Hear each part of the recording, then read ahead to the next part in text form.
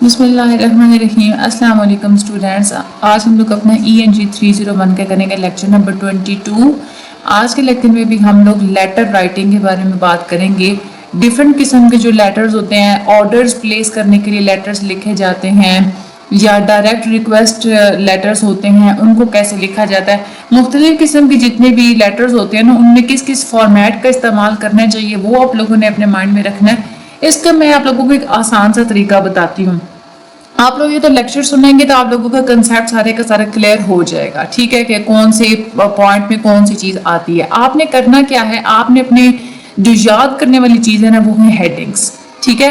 جیسے اب order letters ہیں، آرڈر لیٹرز کے اندر کون کون سی ہیڈنگس ہیں وہ اپنے یاد کرنی ہے۔ باقی جو آپ لوگ لیکچر سنیں گے اس میں سے آپ لوگوں کا جو کنسیپٹ ہوتا ہے نا وہ آپ لوگوں کا بلڈ ہو جائے گا، ٹھیک ہے۔ ہم لوگ چلتے اپنی ویڈیو کی طرف، باری باری ہم لوگ سارے لیٹرز کو پڑھتے ہیں۔ ویڈیو کو چینل کو آگے شیئر کر دیجیے گا، سبسکرائب لازمی کر دیجیے گا، تاکہ جیسے ہی کوئی نئی ویڈیو آتی ہے، نیا کوئی لیکچر آتا ہے تو آپ لوگوں کو اس کے نوٹیفیکیشنز وغیرہ ملتے رہیں۔ ہم لوگ بات کرتے ہیں پلیسنگ آرڈرز کے بارے میں۔ آرڈر لیٹر کیا ہوتا ہے کہ آرڈر لیٹر ایک کانٹریکٹ ہوتا ہے چیزوں کو اور سروسز کو بیچنے کا یا خریدنے کا۔ جب آپ لوگ آرڈر کر رہے ہوتے ہیں نا، آپ لوگ جب لیٹر لکھ رہے ہوتے ہیں تو اصل میں آپ لوگ ایک کانٹریکٹ کر رہے ہوتے ہیں کہ ہمیں یہ چیز چاہیے۔ آرڈر لیٹر سب سے زیادہ سمپل ٹائپ سمجھی جاتی ہے ڈائریکٹ ریکویسٹ کی۔ آرڈر لیٹرز میں آپ لوگوں نے کس ریکویسٹ کا استعمال کرنا ہوتا ہے، ڈائریکٹ پلان کا یا ڈائریکٹ ریکویسٹ کا آپ لوگوں نے استعمال کرنا ہوتا ہے۔ جب آپ لوگ لیٹرز لکھ رہے ہوتے ہیں یا آپ لوگ آرڈرز پلیس کر رہے ہوتے ہیں تو آپ لوگوں نے اگلے بندے کے انٹرسٹ کو زیادہ ایکسائٹ نہیں کرنا ہوتا، صرف آپ لوگوں نے بہت ہی کلیئرلی اور ڈائریکٹلی اپنی نیڈز بتانے ہوتے ہیں کہ مجھے یہ چیز چاہیے۔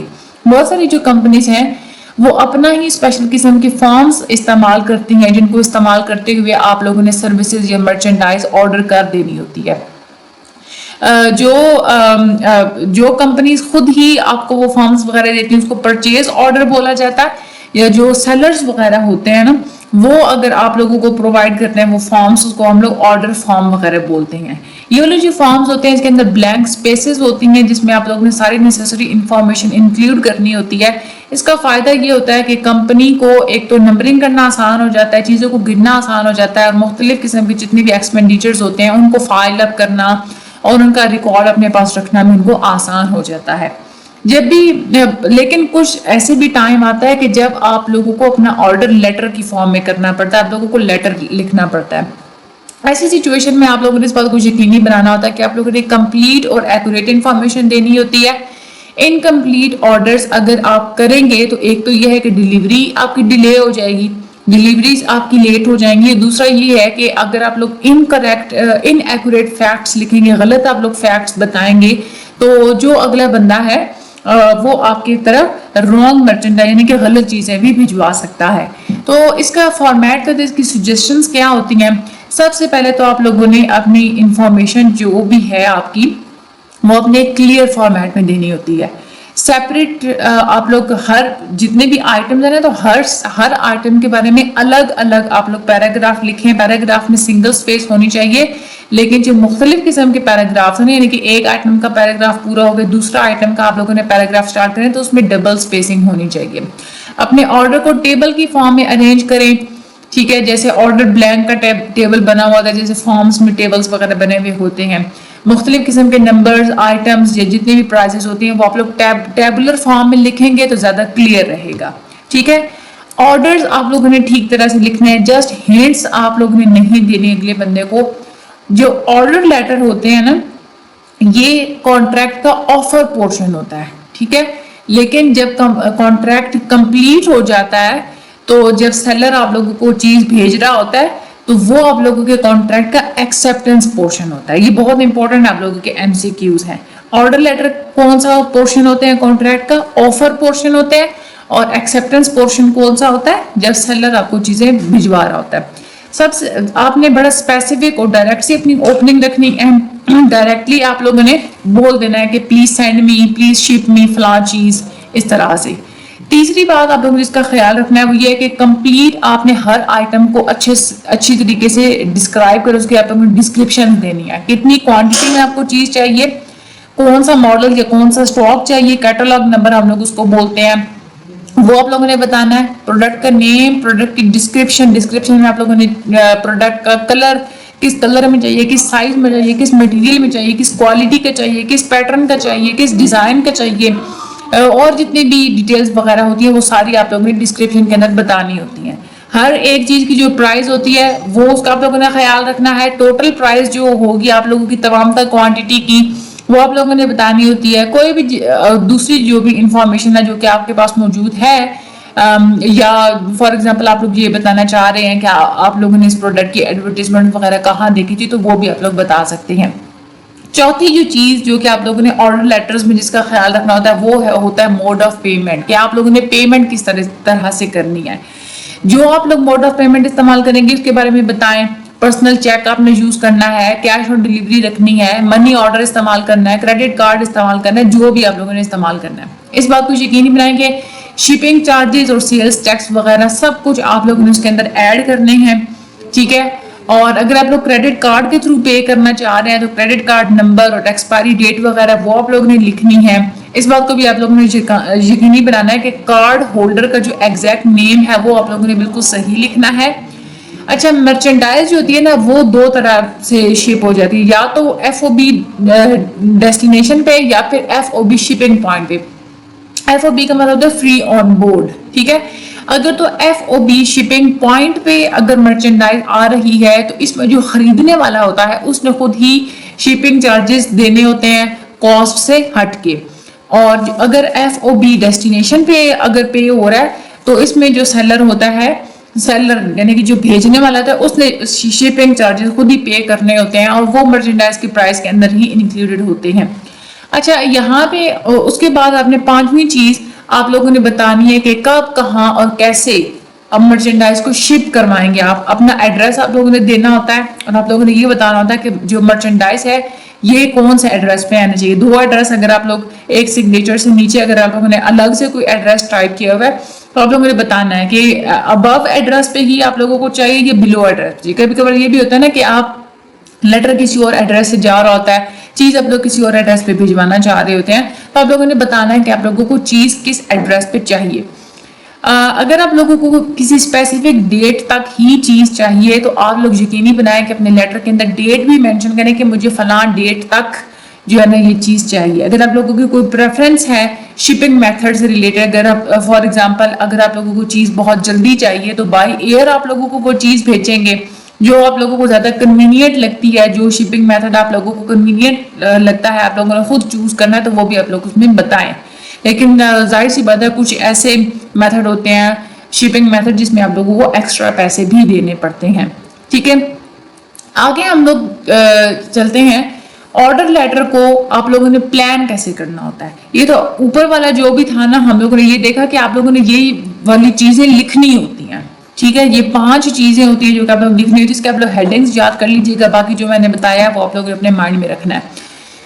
प्लानिंग आपने कैसे करी, सबसे पहले आपने डायरेक्ट स्टेटमेंट लिखनी है रिक्वेस्ट की।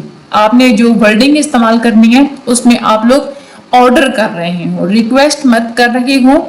जनरल सी डिस्क्रिप्शन दे अपने ऑर्डर की और जितनी भी डिटेल्स है वो उसके अंदर आप लोग लिख दें। उसके बाद आप जस्टिफिकेशन, एक्सप्लेनेशन, डिटेल्स वगैरह बताएं। अगर कोई कम्प्लेक्स ऑर्डर है बहुत ज्यादा तो जनरल से एक्सप्लेनेशन दे दे कि आप लोगों को ये वाला मटेरियल किस चीज के लिए चाहिए, क्यों चाहिए। बाज़ दफा ऐसे होते हैं कि जैसी चीजें होती है, जैसे फॉर एग्जांपल अगर आप लोगों को कोई वेपन चाहिए, हथियार चाहिए, पिस्टल वगैरह चाहिए, तो उसके लिए आप लोगों को बताना पड़ता है कि क्यों चाहिए, कैसे चाहिए, ये सारी आप लोगों को जस्टिफिकेशन देनी पड़ती है। उसके बाद आप लोग क्वांटिटी बताएं, प्राइस, डिस्काउंट्स वगैरह लगा के, साइज, कैटलॉग नंबर, प्रोडक्ट की डिस्क्रिप्शन, शिपिंग की क्या इंस्ट्रक्शंस होंगी, डेट, किस जगह पे और किस डेट तक आपको चीज़ चाहिए, पेमेंट आपने कैसे करनी है, मेथड कौन सा होगा, किस टाइम पे आप लोग पेमेंट करेंगे, डिपॉजिट्स, कॉस्ट की टोटल्स वगैरह वो सारी आप लोगों ने बताने होते हैं। ऐसा आप लोगों ने फॉर्मेट इस्तेमाल करना होता है जो कि इंफॉर्मेशन को ज़्यादा क्लियरली अगले बंदे को पहुंचा रहा हो और टोटल अमाउंट को देखना भी ईजी हो। और डबल चेक आप लोगों ने करना होता है, मतलब एक दफा आप लोगों ने लेटर को लिखना है, दोबारा आप लोगों ने उसको चेक भी करना है।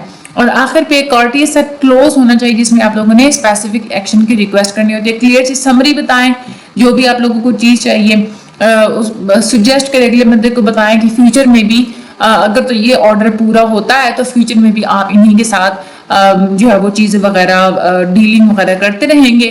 کارڈیل سا نوٹ آپ لوگ لکھیں, اس میں کلیئرلی آپ لوگ بتا دیں گے کوئی ٹائم لیمٹس ہیں جو کہ آپ لوگوں کے آرڈر پہ اپلائی ہوتی ہیں, تو وہ بتائیں کہ مجھے اتنے ٹائم تک آرڈر چاہیے اور کیوں چاہیے اتنے ٹائم تک, کیوں امپورٹنٹ ہے ٹائم لیمٹس, تو وہ بھی آپ لوگ اس کے اندر بتا سکتے ہیں. ٹھیک ہے.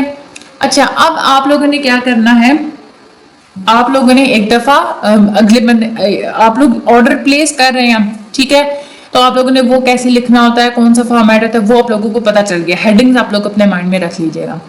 اب فار ایگزامپل آپ یہ سوچیں کہ آپ کسی کمپنی کے ممبر ہیں, ٹھیک ہے, کسی نے آپ کی کمپنی کو آرڈر بھجوایا ہے, ٹھیک ہے, تو اس کے لیے ایکنالوجنگ این آرڈر, یعنی کہ ایسے لیٹرز کو استعمال کیا جاتا ہے جس میں آپ لوگ ایکنالج کر رہے ہوتے ہیں آرڈر کو. آن لائن اگر آپ لوگ کوئی چیز بھجوائیں تو جیسے ہی آپ لوگ آرڈر کرتے ہیں نا, تو آپ لوگوں نے دیکھا ہوگا کہ آپ لوگوں کی ای میل ایڈریس پہ فوراً سے آرڈر کی تمام تر ڈیٹیلز آ جاتی ہیں. وہ ہوتا ہے ایکنالوجنگ این آرڈر.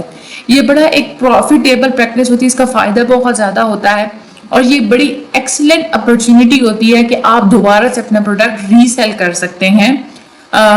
اس میں کچھ آرگنائزیشنز جب ان کو آرڈرز مل جاتے ہیں تو وہ ریپلائی کرنا ضروری نہیں سمجھتے, حالانکہ ایکنالجمنٹ بہت زیادہ ضروری ہوتی ہے. ایک کانٹریکٹ ہو جاتا ہے بائر اور سیلر کے درمیان. ایکنالجمنٹ آپ نے فوراً سے بھیجنی ہوتی ہے, دیر نہیں کرنی ہوتی. ایک فارمل سا ریپلائی ہوتا ہے, یا تو آپ لوگ پوسٹل کارڈ کے تھرو آپ لوگ بھیج سکتے ہیں, یا ایکنالجمنٹ فارم کے تھرو بھیج سکتے ہیں, یا ڈپلیکیٹ آپ لوگ انوائس ان کو بھیج سکتے ہیں, کاپی بھیج سکتے ہیں, یا آپ لوگ انڈیویجولی کوئی لیٹر وغیرہ لکھ سکتے ہیں.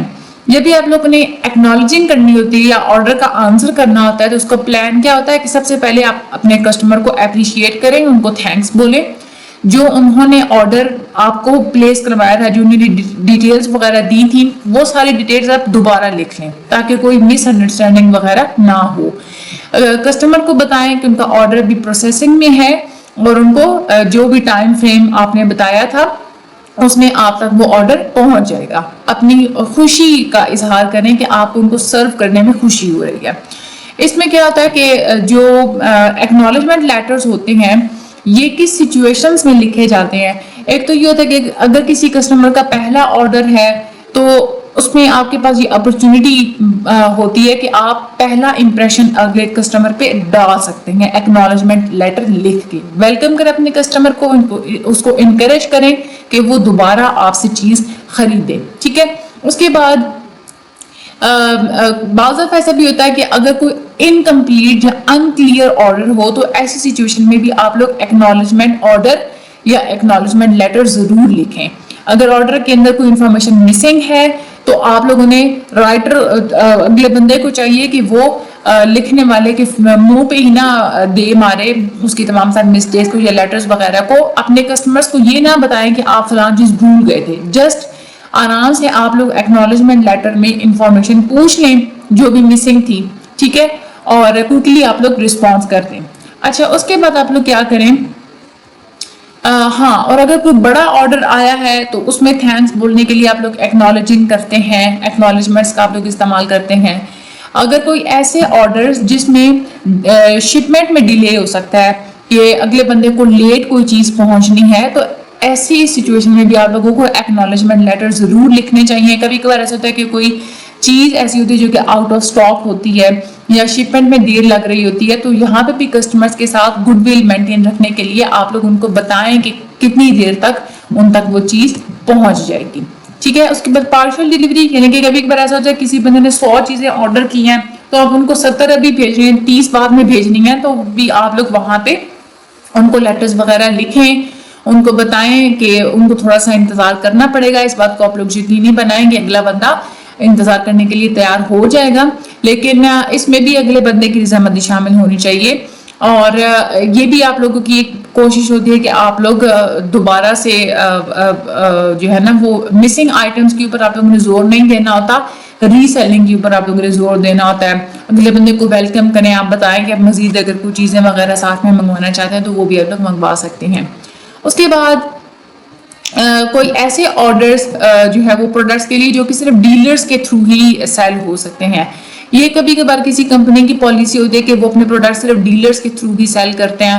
تو اگر آپ لوگوں نے ایسا کوئی لیٹر لکھنا ہے جس میں آپ لوگ بندے کو یہ بتانا ہے کہ ہم آپ لوگوں کو چیزیں نہیں بیچ سکتے, ہماری کمپنی کی یہ پالیسی نہیں ہے, تو وہاں پہ آپ لوگوں نے ایسے نہیں لکھ دینا کہ اٹ از آور پالیسی. یہاں پہ کسٹمر کا ریئیکشن یہی ہوگا, وہ یہ چاہے گا کہ آپ کو اپنی پالیسی کو چینج کرنا چاہیے, ٹھیک ہے, بلکہ آپ لوگ یہ کہیں گے it is our practice instead, یعنی کہ ہم لوگ ایسے کام کرتے ہیں, اس طرح سے آپ لوگ بولیں گے تو وہ چیز زیادہ اچھی رہے گی, ٹھیک ہے.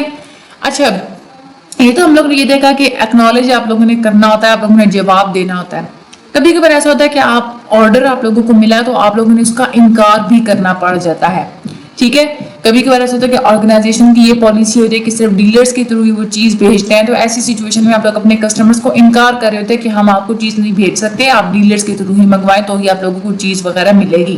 یہاں پہ آپ لوگوں نے کیا کرنا ہے کہ کسٹمرز ہمیشہ کیا ہو جائیں گے کہ ان کو انسیٹسفیکشن ملے گی, تو اسی لیے آپ لوگ یہاں پہ انڈائریکٹ پلان کا استعمال کرتے ہیں, یا جس کو ہم لوگ سینڈوچ اپروچ بھی بولتے ہیں, یعنی کہ آپ لوگ بیڈ نیوز کو مڈل میں رکھتے ہیں. سیم وہی چیز انڈائریکٹ پلان میں سب سے پہلے آپ لوگوں نے بفر سے سٹارٹ لینا ہے.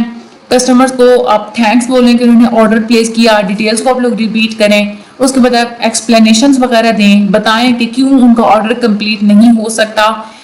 اسٹریس زیادہ اس بات پہ دیں کہ آپ ان کے لیے کیا کر سکتے ہیں, ریڈر کو, پڑھنے والے کو اس کے ایڈوانٹیجز وغیرہ کے بارے میں بتائیں, ان کو آفر کریں کہ آپ ان کو کیسے ہیلپ آؤٹ کر سکتے ہیں.